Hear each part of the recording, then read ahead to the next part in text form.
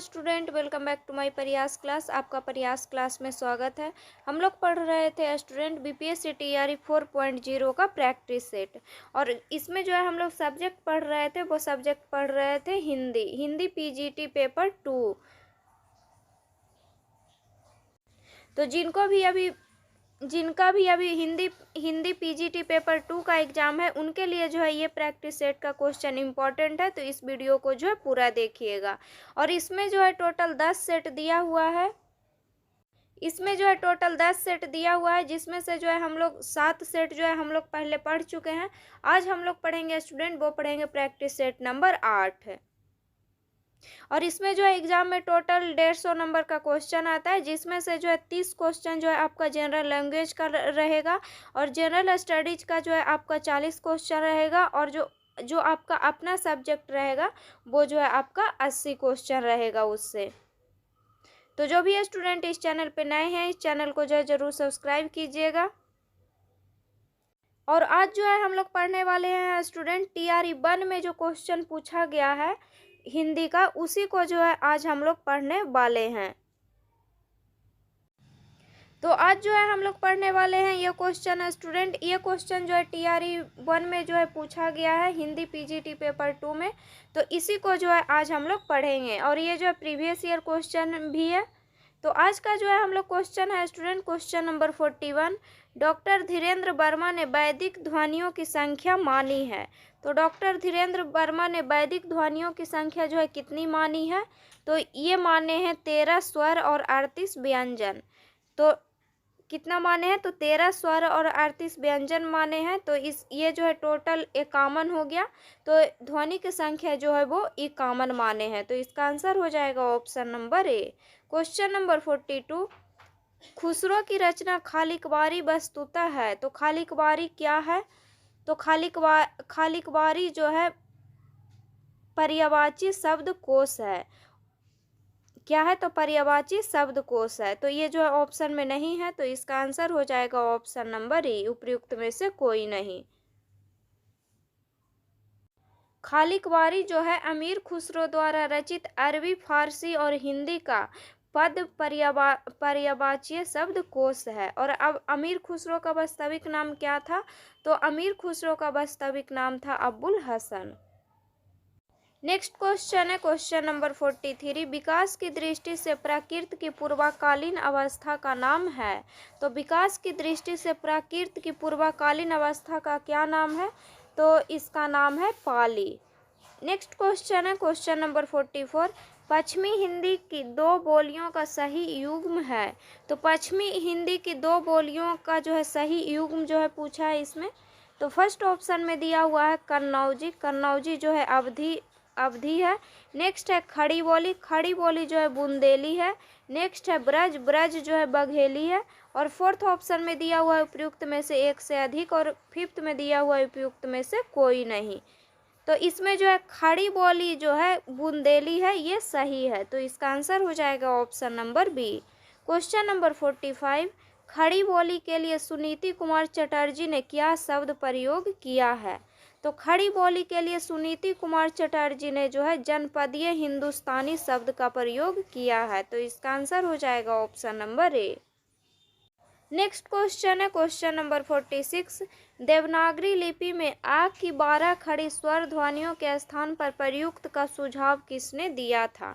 तो देवनागरी लिपि में आ की 12 खड़ी स्वर ध्वनियों के स्थान पर प्रयुक्त करने का सुझाव किसने दिया था? तो ये दिए थे काका कालेलकर। तो इसका आंसर हो जाएगा option number B. Question number next question है स्टूडेंट क्वेश्चन नंबर 47। निम्नलिखित में से कौन सा कथन अधिक उपयुक्त है? तो कौन सा कथन जो है इसमें सबसे अधिक उपयुक्त है? तो फर्स्ट कथन दिया हुआ है देवनागरी का नाम गुजरात के नागर ब्राह्मणों के कारण पड़ा। सेकंड कथन दिया हुआ है देवनागरी तांत्रिक चिन्ह देवनागर से संबंधित है। थर्ड ऑप्शन दिया हुआ है देवनागरी का विकास ब्राह्मणी लिपि की उत्तरी शाखा नागरी से हुआ। और फोर्थ ऑप्शन में दिया हुआ है उपयुक्त में से एक से अधिक, और फिफ्थ ऑप्शन में दिया हुआ है उपयुक्त में से कोई नहीं। तो इसमें जो है देवनागरी का विकास ब्राह्मणी लिपि की उत्तरी शाखा नागरी से हुआ। तो ये सही है। तो इसका आंसर हो जाएगा option number C. Next question है क्वेश्चन नंबर 48।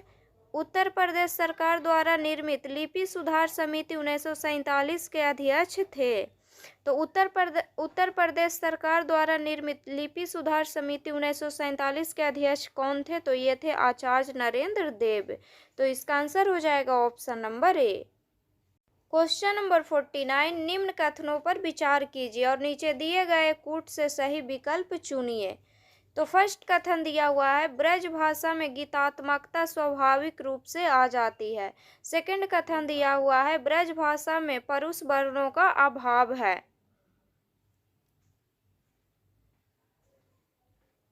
तो इसका जो है आंसर हो जाएगा आपका ऑप्शन नंबर होगा ई, उपयुक्त में से कोई नहीं। नेक्स्ट क्वेश्चन है क्वेश्चन नंबर 50। निम्नलिखित कथनों स्थापना और तर्क पर विचार कीजिए और नीचे दिए गए कूट से सही विकल्प का चयन कीजिए। तो स्थापना आ जो दिया हुआ है 19वीं शताब्दी का नवजागरण भक्तिकालीन लोक जागरण से भिन्न इस बात में है कि वह उपनिवेशवादी दौर की उपज है। और तर्क दिया हुआ है उनकी ऐतिहासिक अंतर्वस्तु एक समान है। तो इसमें से जो है कौन सा जो है सही कथन है? तो इसमें से जो है 19वीं शताब्दी का नवजागरण भक्तिकालीन लोक जागरण से भिन्न इस बात में है कि वह उपनिवेशवादी दौर की उपज है। तो ये सही है। और इसमें जो तर्क दिया हुआ है कि उनकी ऐतिहासिक अंतर्वस्तु एक समान है, तो नहीं, ये गलत है। तो इसका आंसर हो जाएगा आपका ऑप्शन नंबर बी, आ सही है और ब गलत है। नेक्स्ट क्वेश्चन है क्वेश्चन नंबर 51। निम्नलिखित कवियों के उनके जनपदीय भाषा से सुमेलित कीजिए तथा नीचे दिए गए कूट से सही विकल्प का चयन कीजिए। तो एक तरफ जो है कवि का नाम दिया हुआ है और एक तरफ जो है उनका जनपदीय भाषा दिया हुआ है और इसको जो है मिलान करना है। तो फर्स्ट में दिया हुआ है जगदीश गुप्त। जगदीश गुप्त का जनपदीय भाषा क्या था? तो इनका भाषा था ब्रज भाषा था इनका। नेक्स्ट है बंशीधर शुक्ल। बंशीधर शुक्ल का जनपदीय भाषा क्या था? तो इनका भाषा था अवधी। नेक्स्ट है ईसूरी। ईसूरी का जनपदीय भाषा बुंदेली था। नेक्स्ट है सूरजमल मिश्रण। सूरजमल मिश्रण का जनपदीय भाषा क्या था? तो राजस्थानी था। तो फर्स्ट का जो है हो गया स्टूडेंट 5, सेकंड का 4, थर्ड का 1 और फोर्थ का 2। तो ये जो है ऑप्शन में नहीं दिया हुआ है, तो इसका आंसर हो जाएगा ऑप्शन नंबर ई, उपयुक्त में से कोई नहीं। नेक्स्ट क्वेश्चन है क्वेश्चन नंबर 52। निम्नलिखित में से कौन सी रचना अग्रदास की नहीं है? तो कौन सी रचना जो है इसमें अग्रदास की नहीं है? तो फर्स्ट ऑप्शन में दिया हुआ है ध्यान मंजरी, सेकंड ऑप्शन दिया हुआ है कुंडलिया, थर्ड ऑप्शन में दिया हुआ है राम ध्यान मंजरी, फोर्थ ऑप्शन दिया हुआ है उपयुक्त में से एक से अधिक और फिफ्थ ऑप्शन में दिया हुआ है उपयुक्त में से कोई नहीं। तो ध्यान मंजरी, कुंडलिया और राम ध्यान मंजरी ये सब जो है अग्रदास की रचना है। तो ये सभी जो है अग्रदास की रचना है। तो इसका आंसर हो जाएगा आपका ऑप्शन नंबर ई, क्योंकि इसमें पूछा था कौन सी रचना अग्रदास की नहीं है। नेक्स्ट क्वेश्चन है क्वेश्चन नंबर 53। निम्नलिखित काव्य पंक्तियों को उनके रचनाकारों के साथ सुमेलित कीजिए तथा नीचे दिए गए कूट से सही विकल्प का चयन कीजिए। तो एक तरफ जो है काव्य पंक्ति दिया हुआ है और एक तरफ जो है रचनाकार का नाम दिया हुआ है और इसको मिलान करना है। तो फर्स्ट में दिया हुआ है पंडित सल सत बखा खानी देही बुद्धू बसंत न जानी। ये इसके रचनाकार कौन है? तो इसके रचनाकार हैं सरहप्पा। नेक्स्ट है 12 बरस ले कुकर जिए और 13 ले जिए सियार। ये इसके रचनाकार कौन है? तो इसके रचनाकार हैं जगानिक। नेक्स्ट है बड़ कौशल लतु राधे किन्नल कन्हारी लोचन आधे। इसके रचनाकार कौन है? तो इसके रचनाकार हैं विद्यापति। नेक्स्ट है जाति ओछा पाती ओछ जन्मू हमारा। तो इसके रचनाकार कौन है? तो इसके रचनाकार हैं रैदास। तो इसमें जो है फर्स्ट का हो गया 2, सेकंड का 3, थर्ड का 4 और फोर्थ का 5। तो इसका आंसर हो जाएगा आपका option number C. Next question है क्वेश्चन नंबर 54। प्रकाशन वर्ष की दृष्टि से निम्नलिखित काव्य कृतियों का सही अनुक्रम है।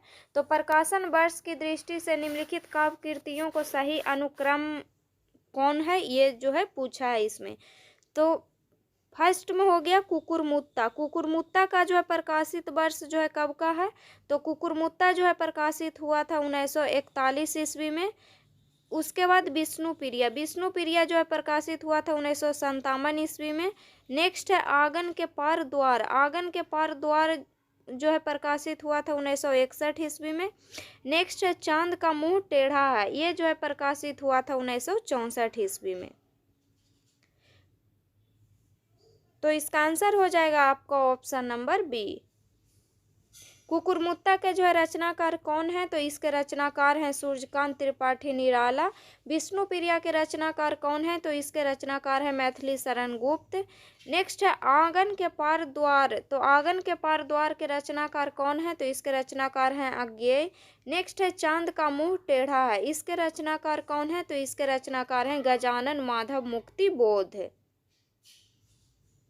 क्वेश्चन नंबर 55, निम्नलिखित कथनों आ और बा पर विचार कीजिए और नीचे दिए गए कूट से सही विकल्प का चयन कीजिए। तो आ दिया हुआ है भारतेंदु युग में मध्यकालीनता और आधुनिकता का द्वंद्व है।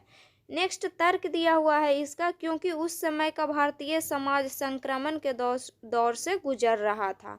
तो इसमें जो है दोनों सही है, स्थापना और तर्क दोनों। तो इसका आंसर हो जाएगा ऑप्शन नंबर बी।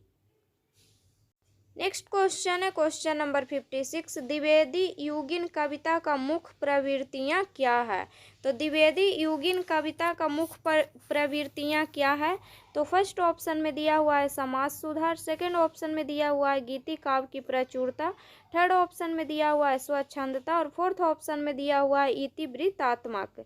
तो इसमें जो है सही विकल्प को चुनना है। तो द्विवेदी युगीन कविता की मुख्य प्रवृत्तियाँ क्या है, तो इसकी जो है मुख्य प्रवृत्तियाँ है समाज सुधार और इतिवृत्तात्मक। तो इसका आंसर हो जाएगा ऑप्शन नंबर सी, 1 और 4। नेक्स्ट क्वेश्चन है क्वेश्चन नंबर 57, सीधों से संबंधित रामचंद्र शुक्ल के कौन सा कथन सही है। तो सीधों से संबंधित रामचंद्र शुक्ल के बारे में जो है कथन दिया हुआ है और इसमें से जो है कौन सा कथन सही है उसको चूज करना है। तो फर्स्ट कथन दिया हुआ है ब्रजयान में आकर महासुखवाद का प्रवर्तन हुआ।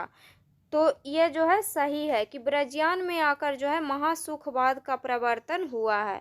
नेक्स्ट ऑप्शन है नाथ पंथ सीधों की परंपरा से नहीं निकला है। तो ये गलत है।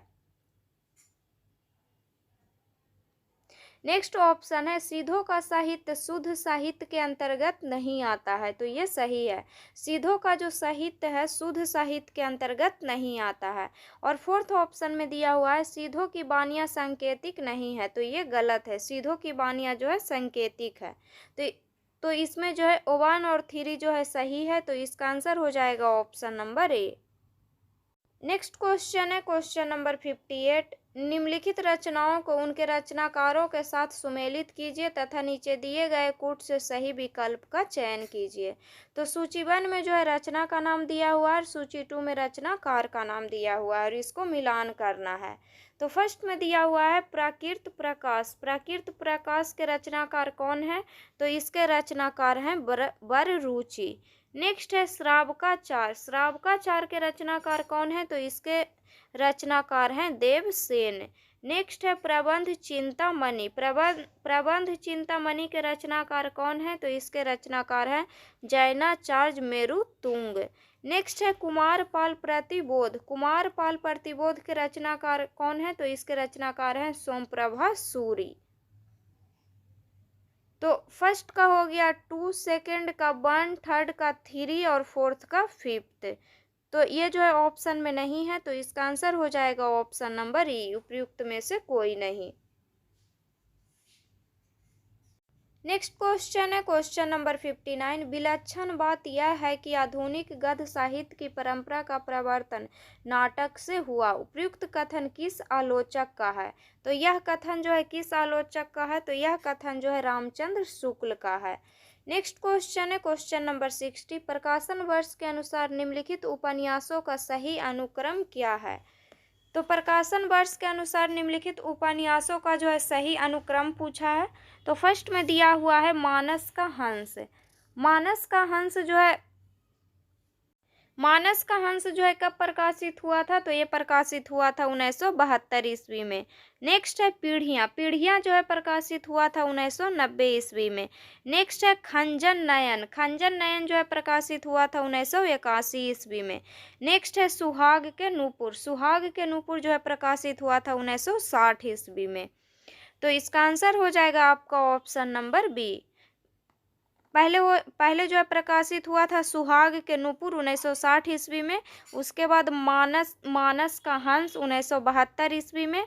उसके बाद जो है खंजन नयन जो है प्रकाशित हुआ था 1981 ईस्वी में। और उसके बाद जो है पीढ़ियाँ प्रकाशित हुआ था 1990 ईस्वी में।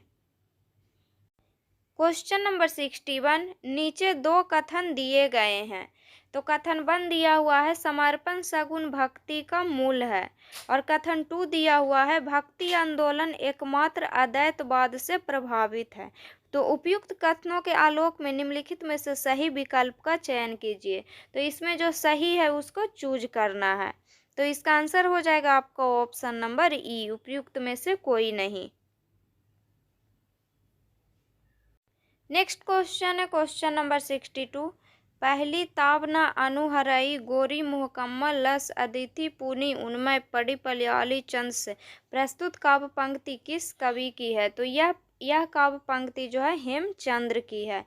नेक्स्ट क्वेश्चन है क्वेश्चन नंबर 63, स्वयंभू का रामायण को हिंदी का सबसे पुराना और सबसे उत्तम काव्य किसने माना है।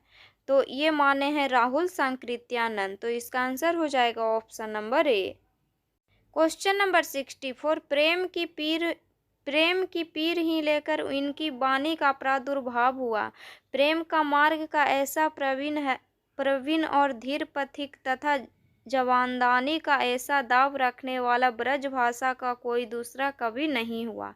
आचार्य रामचंद्र शुक्ल ने प्रस्तुत कथन किस कवि को आधार बनाकर कहा है।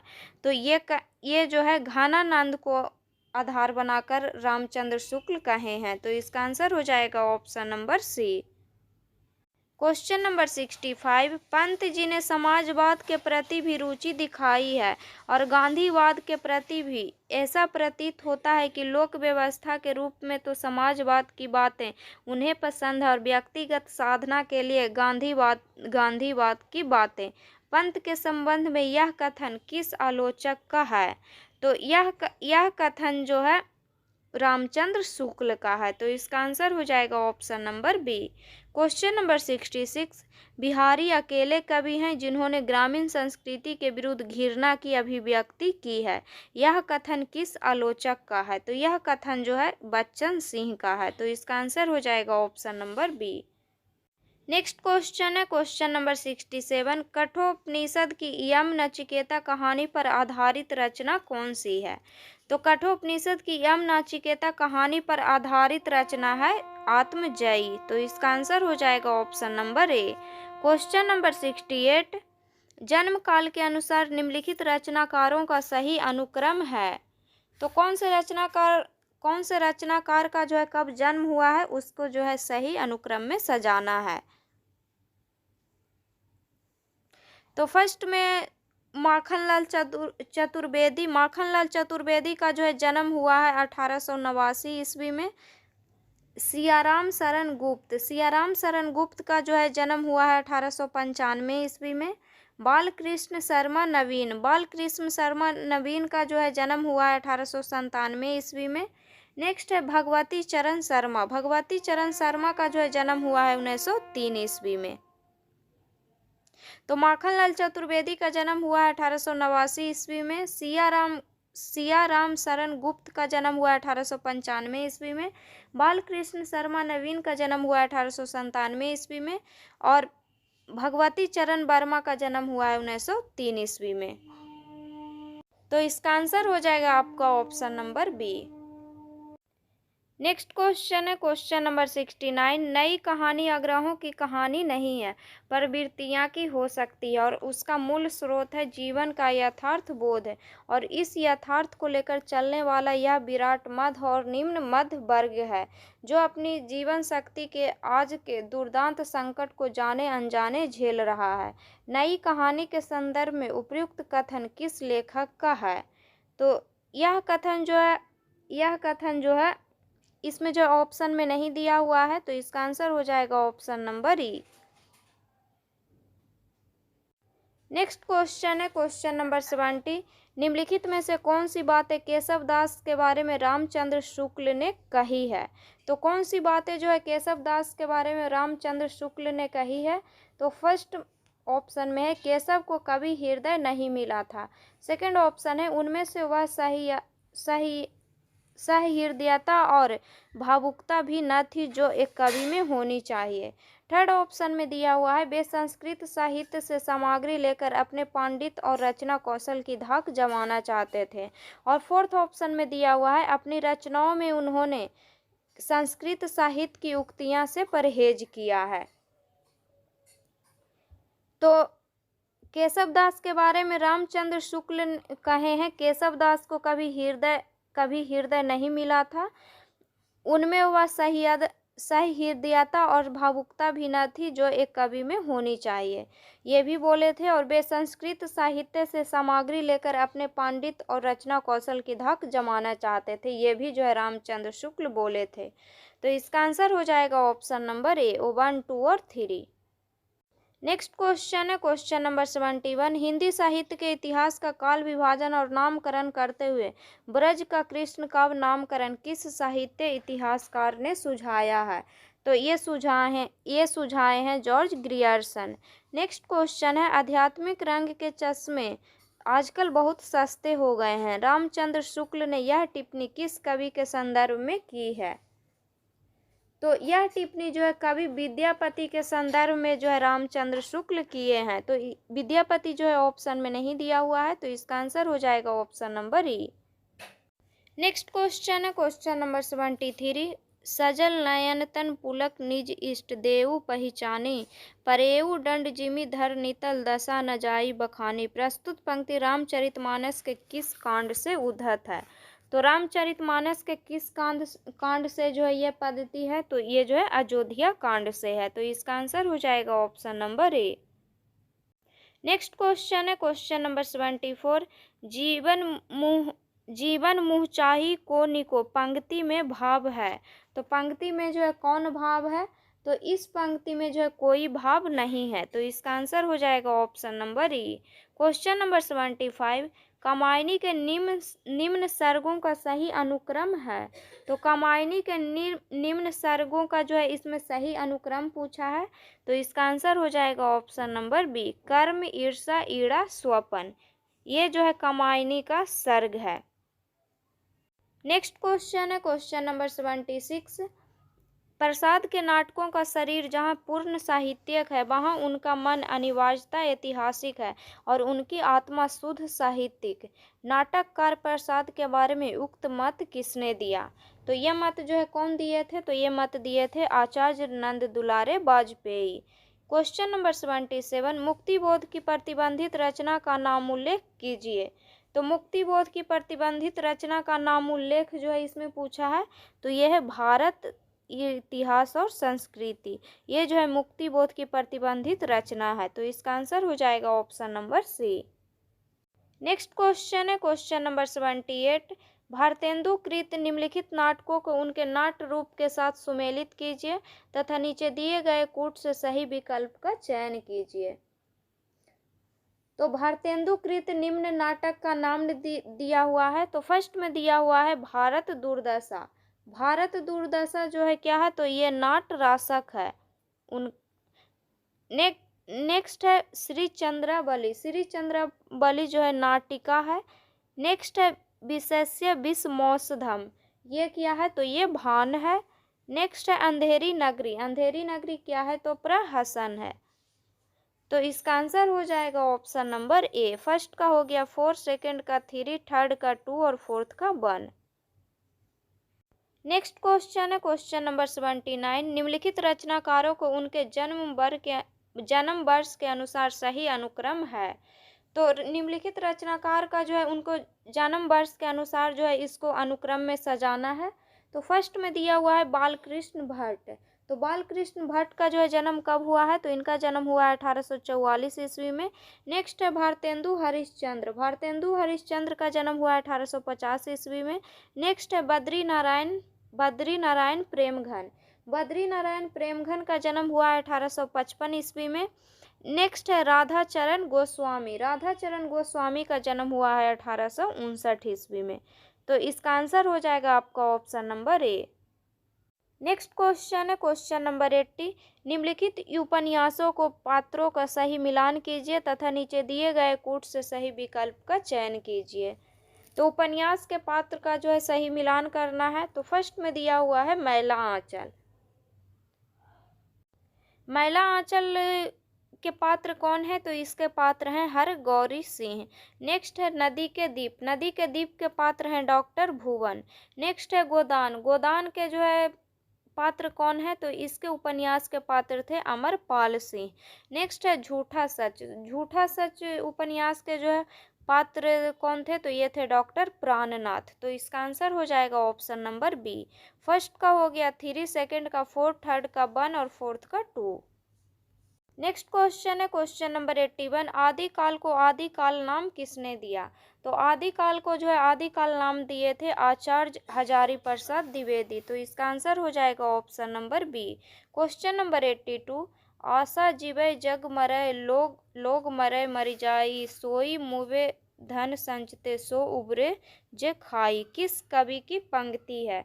तो ये जो है किस कवि की पंक्ति है, तो ये जो है कबीर दास की पंक्ति है। तो कबीर दास जो है ऑप्शन में नहीं दिया हुआ है।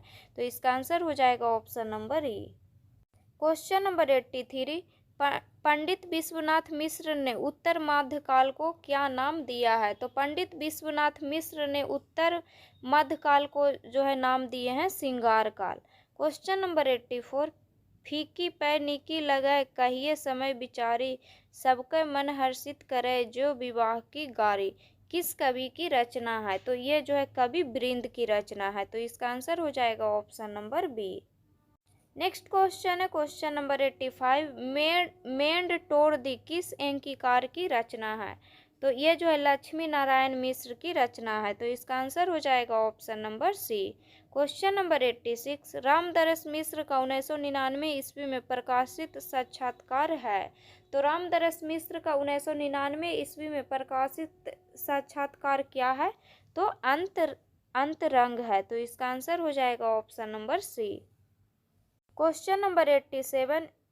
चल पड़े जिधर जो दो डगमग में चल पड़े कोटि पग उसी ओर किसकी पंक्ति है। तो ये जो है किसकी पंक्ति है, तो ये जो है सोहन लाल द्विवेदी की पंक्ति है। तो सोहन लाल द्विवेदी जो है ऑप्शन में नहीं है। तो इसका आंसर हो जाएगा option number E. Next question है student question number 88। Manu Bhandari का संग्रह नहीं है। तो कौन जो है मनु भंडारी का संग्रह नहीं है, तो फर्स्ट ऑप्शन दिया हुआ है मैं हार गई। सेकंड ऑप्शन में दिया हुआ है यही सच है। थर्ड ऑप्शन में दिया हुआ है लंदन की एक रात। फोर्थ ऑप्शन में दिया हुआ है उपयुक्त में से एक से अधिक। और फिफ्थ ऑप्शन में दिया हुआ है उपयुक्त में से कोई नहीं। तो मनु भंडारी का कौन जो है इसमें संग्रह नहीं है, तो लंदन की एक रात जो है मनु भंडारी का नहीं है। तो इसका आंसर हो जाएगा ऑप्शन नंबर सी।